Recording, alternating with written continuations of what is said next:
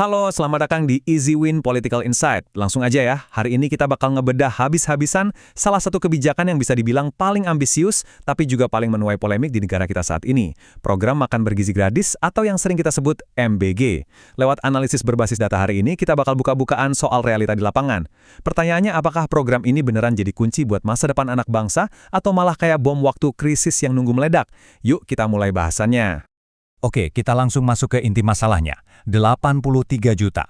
83 juta jiwa loh. Ini bukan cuma angka di atas kertas, tapi ini adalah target masif dari program MBG.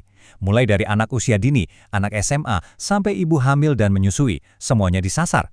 Niatnya sih benar-benar mulia ya, buat nekan angka stunting, perbaikan gizi, dan ngebangun pondasi kuat buat yang namanya generasi emas 2045. Saking gedenya, ini tuh salah satu inisiatif sosial paling raksasa dalam sejarah Indonesia. Tapi ya gitu, karena ambisinya raksasa, otomatis tantangannya juga benar-benar raksasa. Nah, disinilah lampu merahnya mulai nyala. Terlepas dari duit yang digelontorin itu gede banget, mencapai lebih dari 171 triliun rupiah, eksekusinya di lapangan justru kebanjiran kritikan tajam. Jaringan Pemantau Pendidikan Indonesia atau JPPI sampai belak-belakangan nyebut rentetan kasus keracunan makanan di program ini tuh sebagai sebuah kegagalan sistematis. Coba dibayangin ironinya, program triliunan yang niatnya bikin anak-anak kita sehat, malah bikin ribuan dari mereka masuk rumah sakit. Realitas pahit ini akhirnya bikin banyak LSM teriak keras, nuntut supaya program ini dievaluasi total. Terus gimana ceritanya kok bisa sampai sekacau ini dengan cepat? Mari kita lihat lini masanya. Program ini kan resmi diluncurkan bertahap bulan Januari 2025. Baru jalan beberapa bulan, masuk bulan Mei, udah mulai kecolongan dengan laporan ratusan kasus keracunan. Terus puncaknya tuh ngeri banget. Di bulan Agustus dan September, kasus keracunan massal tiba-tiba melonjak tajam. Dan puncaknya di akhir Oktober, datanya bikin geleng-geleng kepala. Ada lebih dari 15.117 penerima manfaat yang jadi korban di berbagai daerah. Janji manis di awal tahun, tiba-tiba berubah wujud jadi krisis kesehatan nasional. Usut punya usut, ketegangan ini berakar kuat dari eksekusi lapangan yang bisa dibilang karut-marut. Coba bayangin, ada laporan jatah anggaran gizi yang tadinya Rp10.000, disunat jadi cuma Rp8.000 per porsi di daerah. Jelas aja emak-emak ngamuk. Ratusan ibu-ibu sampai turun ke jalan di Sleman bawa-bawa panci, terus protes rupa juga pecah di Monas lengkap dengan poster satir. Belum lagi yang bikin tepok jidat, ada dugaan miliaran rupiah duit program ini malah salah sasaran. Satuan pelayanan diduga malah beli motor listrik sama kaos kaki, dengan harga yang jauh di atas pasaran. Padahal kan duitnya harusnya 100% difokusin buat makanan bergizi kan? Tentu aja, manajemen yang amburadul begini nggak lewat gitu aja dari pantauan masyarakat. Dari survei Good Stats di bulan Mei 2025, 18% masyarakat kita sekarang ngelihat polemik tata kelola MG ini sebagai isu nasional yang paling kritis. 18% ini gede banget loh. Kenapa? Karena isu program makan siang ini sekarang udah sejajar levelnya sama masalah kronis bangsa kayak korupsi, pengangguran, sama mahalnya sembako. Ini nunjukin dengan sangat jelas kalau publik tuh beneran peduli, sekaligus was-was banget sama arah program ini ke depannya. Nah, yang bikin makin miris dari temuan ini adalah soal cakupan programnya. Fakta dari masa uji coba awal mengungkap kenyataan yang cukup mengejutkan.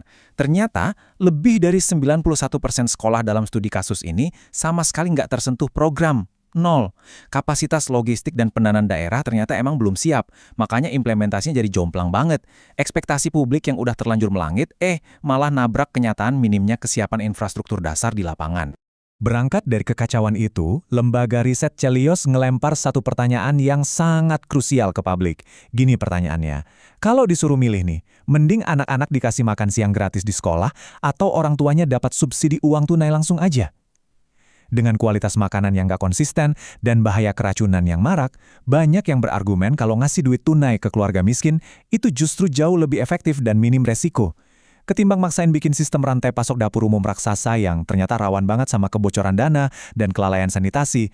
Makanya nggak heran kalau opini publik sekarang benar-benar kebelah. Di satu sisi ada persentase besar yang nuntut perbaikan sistematis secara menyeluruh kalau emang program ini mau dilanjutin. Tapi di sisi lain, kelompok yang satu lagi dengan tegas minta program ini dihentikan sepenuhnya aja. Sebagai pengamat, kita bisa ngelihat jelas kalau pemerintah sekarang lagi ngadepin krisis kepercayaan. Dukungan dari masyarakat itu sebenarnya masih ada kok. Tapi syaratnya mutlak, hentikan kebocoran anggaran dan pastikan keamanan pangan anak-anak kita. Nggak bisa ditawar. Standar global, bagaimana perbandingan Indonesia? Nah, Indonesia kan jelas bukan negara pertama di dunia yang nyoba ngasih makan jutaan siswa tiap hari. Di negara berkembang kawasan Amerika Selatan, kayak Brazil dan Kolombia, mereka sukses ngejalanin program serupa karena satu rahasia utama, transparansi.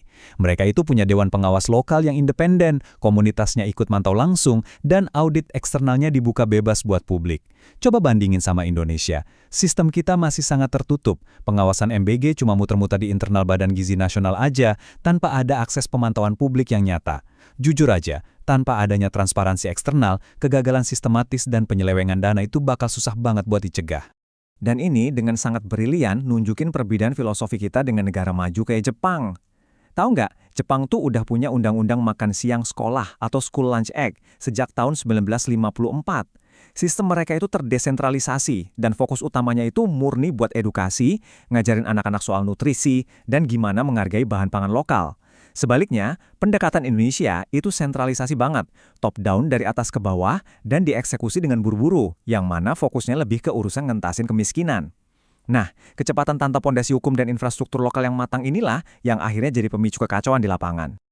Persimpangan jalan, hentikan, atau lanjutkan. Sekarang kita benar-benar ada di titik persimpangan yang bikin dilema. Kalau kita lihat dari semua data dan gejolak tadi, argumen buat nyetop atau mereformasi total program ini tuh kuat banget. Ada overkapasitas, SOP keamanannya lemah, belasan ribu anak racunan, sampai indikasi kuat salah kelola duit negara. Tapi, tunggu dulu, argumen buat terus lanjutin program ini juga nggak kalah esensialnya. Ingat, negara kita ini masih darurat stunting. Kita butuh banget ngebangun SDM yang kuat, dan jangan lupa, ada potensi perputaran ekonomi lokal yang luar biasa gedenya kalau rantai pasok program ini dibenerin. Jadi ya, ini tuh pilihan kebijakan yang bener-bener alot. Jadi, poin krusialnya adalah pemerintah sebenarnya nggak cuma diam ngelihat krisis ini. Mereka lagi nyoba nambal sistem yang bocor ini lewat proyek yang namanya Mak Jomblang. Tujuannya apa? Buat motong jalur distribusi yang kepanjangan. Jadi, petani lokal yang panennya lagi melimpah, kayak petani wortel atau jagung, itu bakal langsung disambungin sama dapur-dapur MBG yang selama ini kekurangan bahan baku. Kalau ini dieksekusi dengan bersih dan transparan, ini tuh bisa memecahkan paradoks harga, ngasih kepastian pendapatan ke petani lokal kita, dan pastinya mastiin dapur umum selalu dapat bahan segar berkualitas. Pada akhirnya, semuanya bakal bermuara ke satu pertanyaan provokatif ini. Akankah program makan bergizi gratis ini beneran jadi pahlawan buat nyelamatin Indonesia Emas 2045? Atau jangan-jangan malah jadi beban fiskal raksasa yang cuma nguras duit negara tanpa hasil yang sepadan? Nah, gimana nih menurut kalian setelah ngeliat fakta-fakta tadi? Haruskah program ini terus dilanjutin tapi dengan perbaikan besar-besaran? Atau mending di-stop dulu buat dievaluasi total? Yuk, bagikan opini tajam kalian di kolom komentar. Dan pastinya, jangan lupa buat like, share, dan subscribe ke channel Easy Win Political Insight yang selalu update tiap hari buat ngasih analisis politik dan kebijakan yang paling tajam buat kalian. Terima kasih udah belajar bareng hari ini, sampai jumpa!